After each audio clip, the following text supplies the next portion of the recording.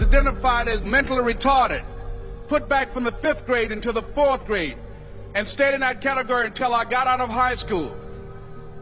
I don't have any college training, but I met a high school teacher who one day changed my life. I was waiting on another student, and when he came in, he said to me, "Young man, go to the board and write what I'm about to tell you."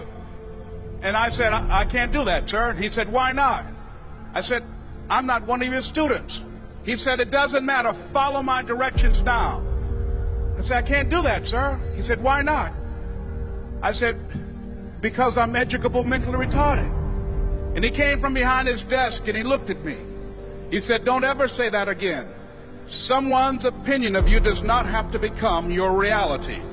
And as he talked, my heart began to beat fast.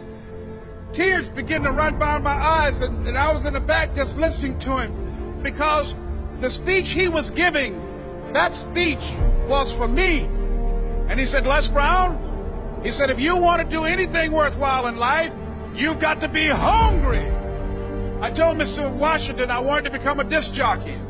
And so I started working to develop myself. He said, "I want you to practice every day being a disc jockey."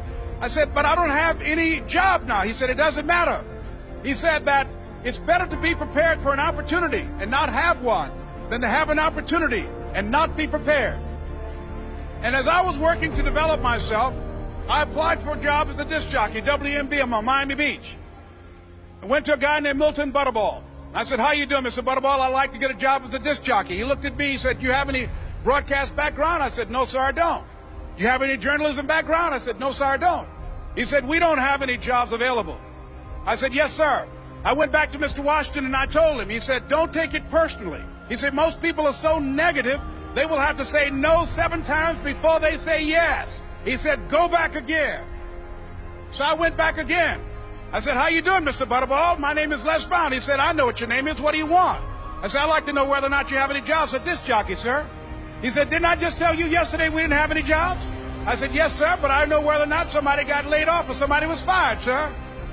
He said, "No one was laid off or fired. Now get on out of here." I came back the next day like I was seeing him for the first time. I said, "Hello, Mr. Butterball, how are you?" He looked at me with rage. He said, "Go get me some coffee." I said, "Yes, sir." And I went to get him some coffee. After a while, I would get their lunch and dinner, and I would go in the control rooms and take the disc jockeys their food, and I would not leave until they would ask me to leave. One Saturday afternoon, while I was at the radio station, a guy named Rock was drinking while he was on the air. I was the only one there, looking at him through the control room windows, walking back and forth, young, ready, and hungry.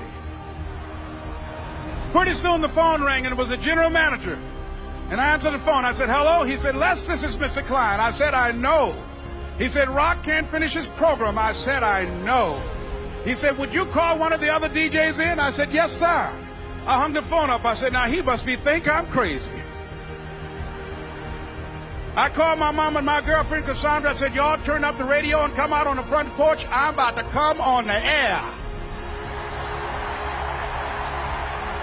I waited for about 20 minutes, and I called him back. I said, "Mr. Klein, I can't find nobody." He said, "Young boy, do you know how to work the controls?" I said, "Yes, sir." He said, "Go in there and don't say nothing here." I said, "Yes, sir." I couldn't wait to get behind those controls. I put on an old Stevie Wonder record called Fingertips. I sat down behind that turntable. I said, "Look out, this is me, LB Triple P, Les Brown, your platter playing papa. There were none before me, and there will be none after me. Therefore, that makes me the one and only. Young and single and love to mingle, certified, bona fide, indubitably qualified to bring you satisfaction, a whole lot of action. Look out, baby, I'm your love man." I was hungry. I was hungry. You got to be hungry. Begin to know that you have greatness within you. And if just one of you here begin to envision yourselves as being blessed and highly favored to reach your goals, if just one of you capture the essence of what that means, that you have greatness within you and a responsibility to manifest that greatness, that you can make your parents proud, you can make your school proud, you can touch millions of people's lives And the world will never be the same again because you came this way. It was hard, ladies and gentlemen, coming to speak to people. And I was facing financial difficulties in my own life. I was behind on my bills and my dreams, and I'm saying to them, you can live your dream. It was hard, ladies and gentlemen. It was very difficult to pick myself up each day believing that I could do it. There were times that I doubted myself. I used to ask myself, can I do this?